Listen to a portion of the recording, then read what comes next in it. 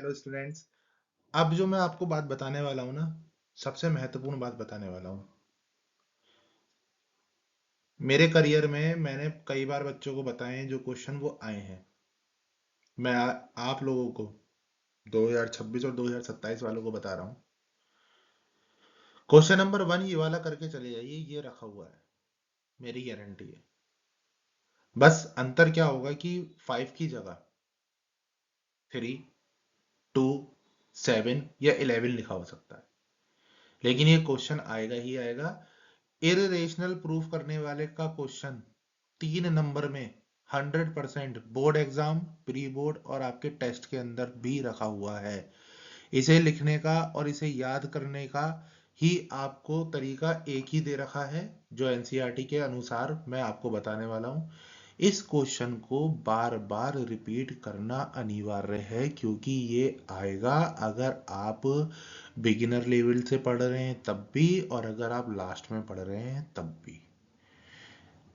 अगर ये क्वेश्चन नहीं आया तो मैं पढ़ाना छोड़ दूंगा, ठीक है? नहीं, आप ये बात ध्यान रखें कि ये √5 is irrational, otherwise 2 + √5 is irrational. ये प्रूफ करने वाला क्वेश्चन, इरेशनल का क्वेश्चन आपका 100% आना है। तो ये आपका बहुत बढ़िया क्वेश्चन है, इसको मैं बता रहा हूँ।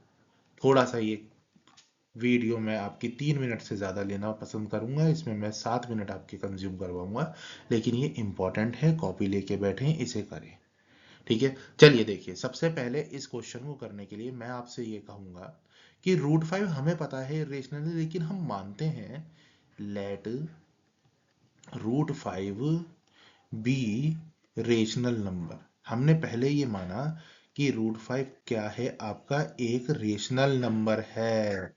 और अगर कोई रेशनल नंबर होता है तो हम ये कह सकते हैं देयरफॉर √5 इक्वल टू P/Q, जहां पर where P and Q are coprime. अब इसका मतलब बताता हूं, P and Q are coprime का मतलब क्या है। बेटा, जिनका HCF 1 होता है उनको को प्राइम बोलते हैं, मतलब P और Q दोनों सेम टेबल से डिवाइड नहीं हो सकते। P और Q को प्राइम का मतलब ये है कि P और Q सेम टेबल से डिवाइड नहीं हो सकते। अब हम इसके बाद अगला स्टेप करते हैं। पहला स्टेप आप ये याद कर लेंगे। अब अगले स्टेप में आप क्या करते हैं, आप बोलते हैं squaring both side. Squaring both side मेरे साथ साथ लिखते रहे बच्चों, स्क्वायरिंग बोथ साइड। और बाद में जब स्क्वायरिंग बोथ साइड करी तो 5 इक्वल टू हो जाएगा P² / Q², के हमने स्क्वायरिंग बोथ साइड। यहां पे मैंने क्या काम करा, मैंने Q² को 5 के पास बैठ दिया और मैंने बोला कि P² बराबर होगा 5Q² के। फिर एक लाइन लिखूंगा, here P is multiple of 5। अगर P² मल्टीपल ऑफ 5 है तो इधर देखिए ऊपर लिख रहा हूं, अगर किसी का स्क्वायर मल्टीपल ऑफ 5 है तो मैं लिखूंगा then P is also multiple of 5। P भी क्या होगा आपका, मल्टीपल ऑफ 5 होगा, जिस वजह से हमारा P हम किसके बराबर बोल सकते हैं, देयरफॉर P बराबर हो जाएगा 5K के।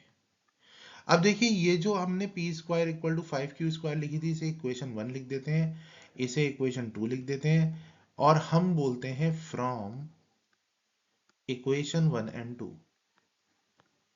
इक्वेशन 1 एंड 2 का मतलब ये है, ये जो P की वैल्यू है ये मैं पहली वाली इक्वेशन में लगाने वाला हूं, तो मैं लिख दूंगा P की जगह 5K का square equal to 5Q² 25K का स्क्वायर 5Q का square Q² equal to 5K²। तो हम बोलेंगे here Q² is multiple of 5, then Q is also, तो Q भी क्या होगा, मल्टीपल ऑफ 5 होगा, विच कॉन्ट्राडिक्ट अवर assumption। जो हमारे अजम्पशन को गलत साबित कर देता है कि हमने गलत माना है। मैं बताता हूं कैसे।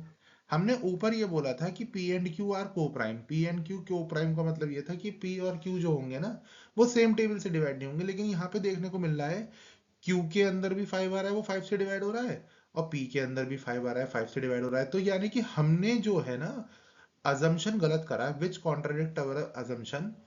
हमने अज्यूम ये करा था कि रूट 5 रेशनल है, यानी कि हमने ये गलत अज्यूम कर लिया। और हम पता है क्या बोलेंगे students, then root 5 is irrational. बेटा मेरी गारंटी है ये इस साल क्वेश्चन आना ही आना है, इस बात पे आप ध्यान रखें। ठीक है, नहीं है पूरा सॉल्व हो चुका है, एज इट इज यही लिखेंगे, एक भी नंबर नहीं कटेगा। ठीक है, आप लोगों के लिए बहुत चयनित क्वेश्चन है, बहुत लिमिटेड क्वेश्चन है। Do good, do best, but ये क्वेश्चन आप चाहे रट लें रादर देन समझना, लेकिन पेपर में ये क्वेश्चन आना है। ठीक है, good luck for your examination. This is professor Shashank signing off. हम आपसे अगले वीडियो में मिलते हैं, तब तक के लिए इसको बहुत ध्यान से करना। Bye bye, take care.